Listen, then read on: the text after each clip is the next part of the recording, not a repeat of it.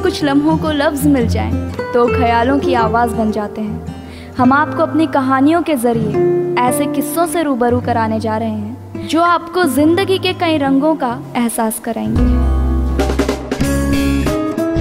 Canvas presents ख्यालों से बनी आवाज़। ख्यालों की पहली कहानी का नाम है एक फिल्मी लव स्टोरी। इस कहानी को लिखा है तृप्ति भट्ट और देवेंद्र प्रताप सिंह ने। कैंटीन के अंदर पाँव रखते ही शगुफ्ता को फिर खुद को संवारने में देर नहीं लगी। उसने खुद के दाएं हाथ से बाएं कंधे में टिकाए अपने दुपट्टे को ठीक किया और अपने चेहरे पे गिरे गीले बालों की लटों को हल्का सा झिड़क के यूं कानों के पीछे टिकाया जैसे उन्हें अपने और साकिब को टटोलती खुद की नज़रों के बीच में ना आने की हिदायत दे रही हो। जैसे जैसे वो कैंटीन में कुर्सी के करीब जाती, उसकी गीली लटों से गिरती कुछ हल्की बूंदों ने उसकी गोरी गर्दन के एक छोर को गीला कर दिया। कुर्सी को हल्का सा पीछे खिसकाते हुए बैठते बैठते उसने अब तक खुले बालों को दाएं हाथ से पीछे लाकर छोड़ दिया।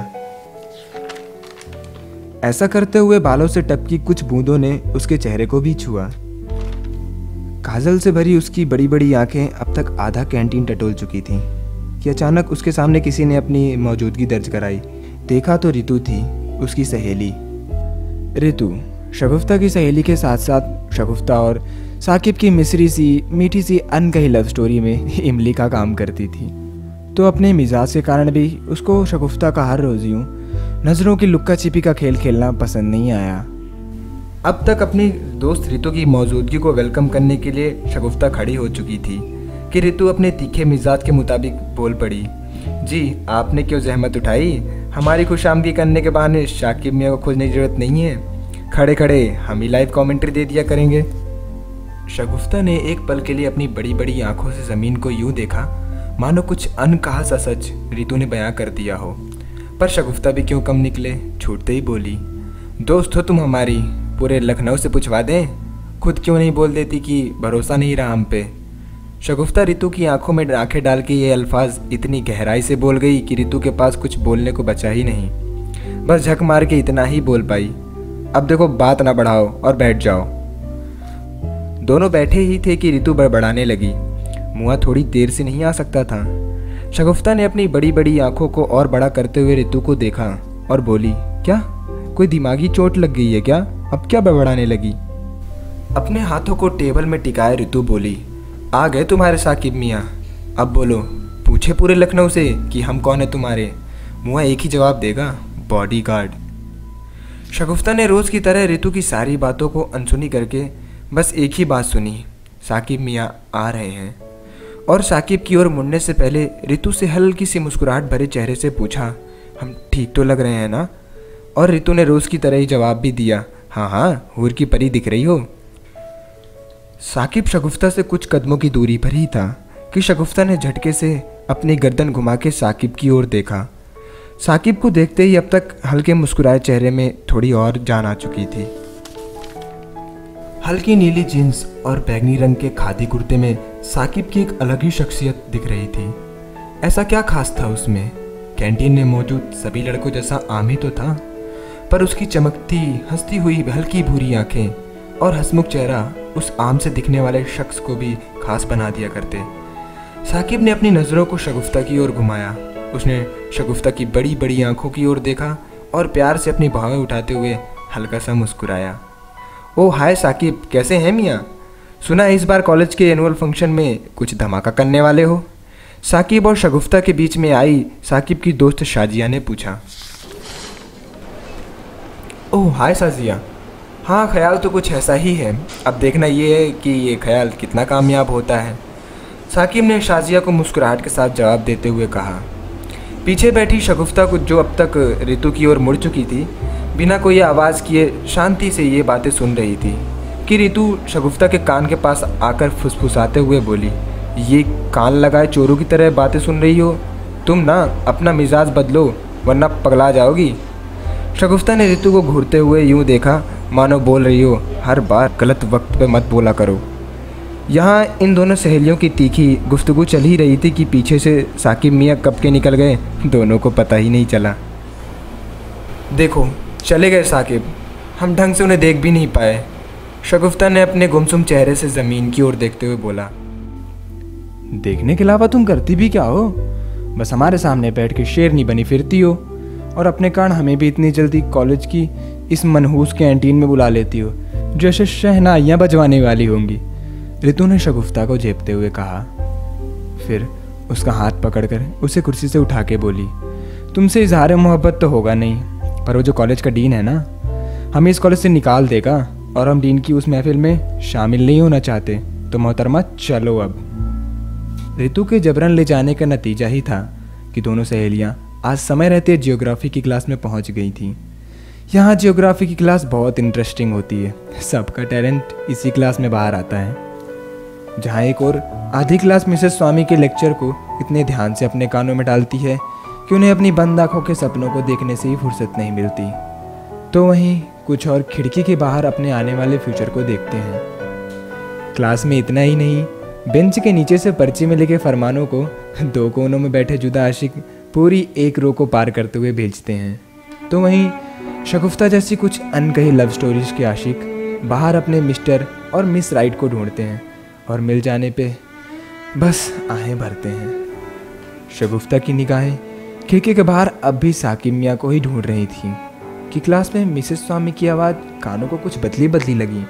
उसने अपनी निगाहें बोर्ड की ओर दौड़ाई तो देखा साकिब क्लास में था। कॉलेज का एनुअल डे करीब है। जो स्टूडेंट्स ड्रामा में पार्टिसिपेट करना चाहें वो मेरे पास अपने नाम लिखवा सकते हैं। आप सबके पास 2 दिन का समय है। ये बोल के साकिब चला गया। अब तक चुप बैठी शगुफ्ता को मुस्कुराने की एक नई वजह मिल गई थी। ऋतु, मैं पार्टिसिपेट करूँ ना? शगुफ्ता ने झिझकते हुए ऋतु से पूछा। और क्या, मौका है, फ़ायदा उठा लो।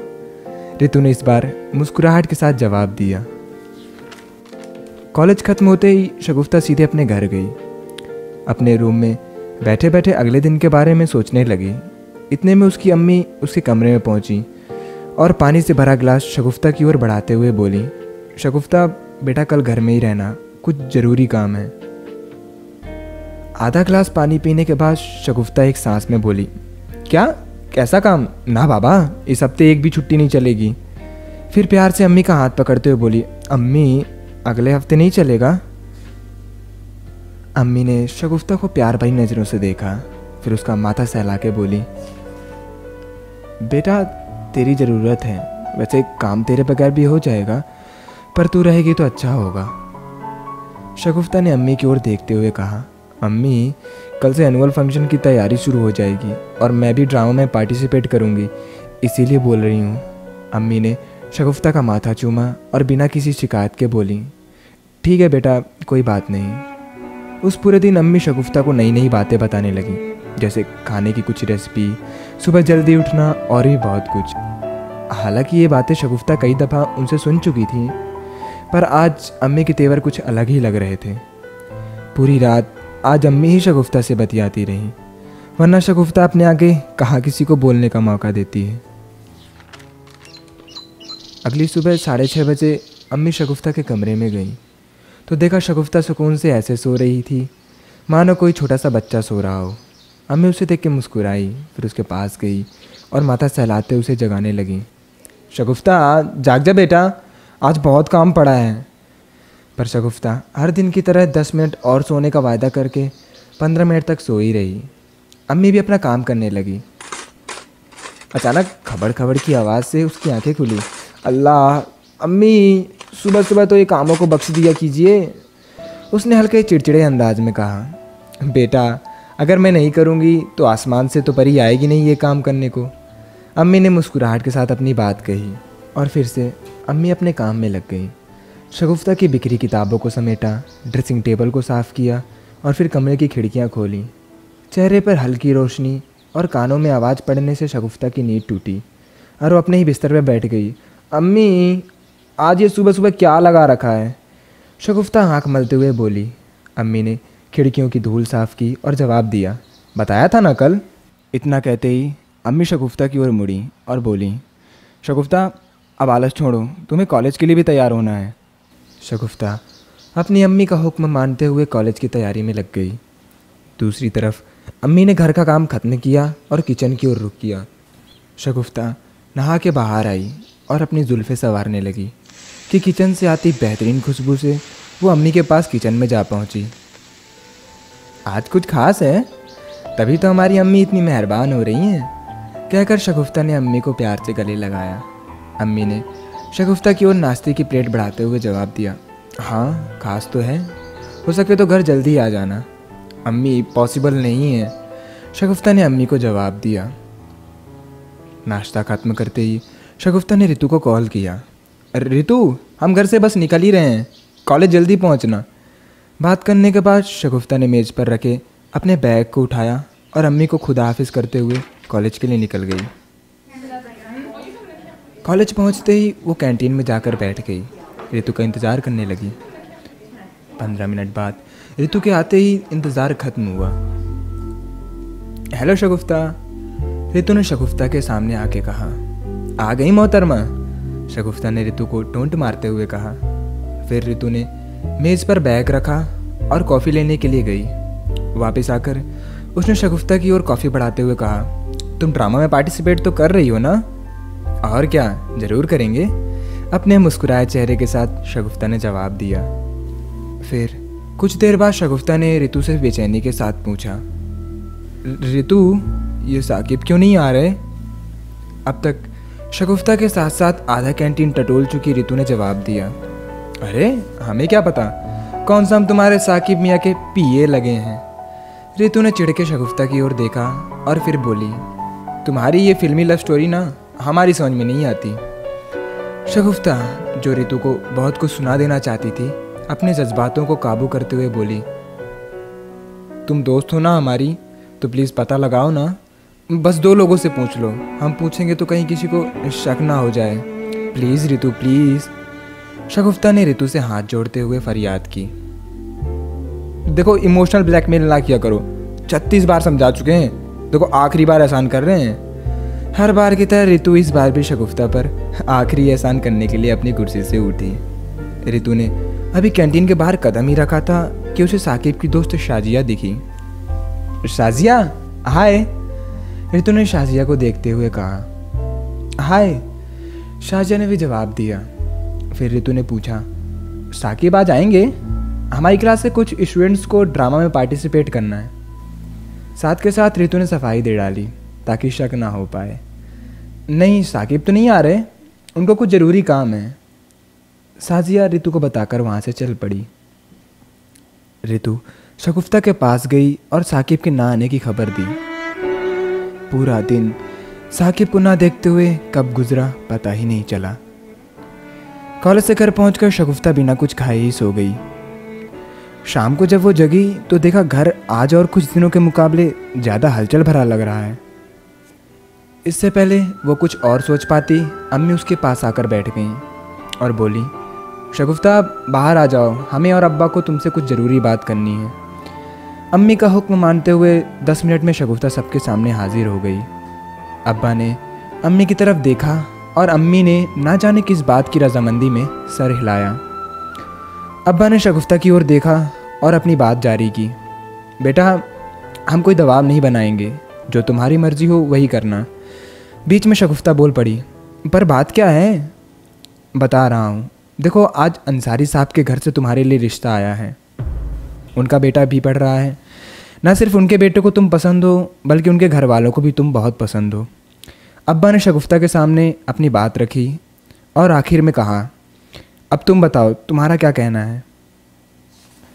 शगुफ्ता ने अब्बा की ओर देखा और जवाब दिया, अब्बू अभी मेरा पूरा कंसंट्रेशन अपनी तालीम हासिल करने में है। मैं नहीं चाहती कि अभी इन बातों को पकड़कर मुझे कोई परेशानी हो।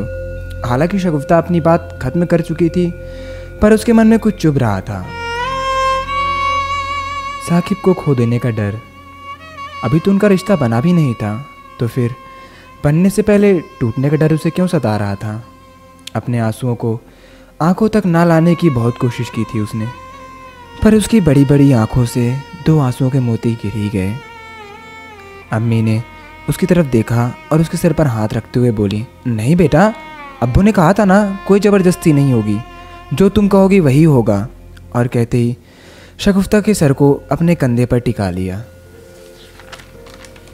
अम्मी के ये अल्फाज सुन के उसने सुकून की सांस ली और अपने कमरे में चली गई। रात के समय अम्मी शगुफ्ता के पास आई और उससे पूछा, ड्रामा में पार्टिसिपेट करने वाली हो ना तुम? अपने काम में मगन शगुफ्ता बोली, जी। फिर कुछ देर बाद अम्मी फिर बोली, साकिब अंसारी को जानती हो तुम? अचानक शगुफ्ता के हाथ रुक गए। उसका चेहरा डर के मारे लाल हो गया। वो सोचने लगी, कहीं अम्मी को पता तो नहीं चल गया।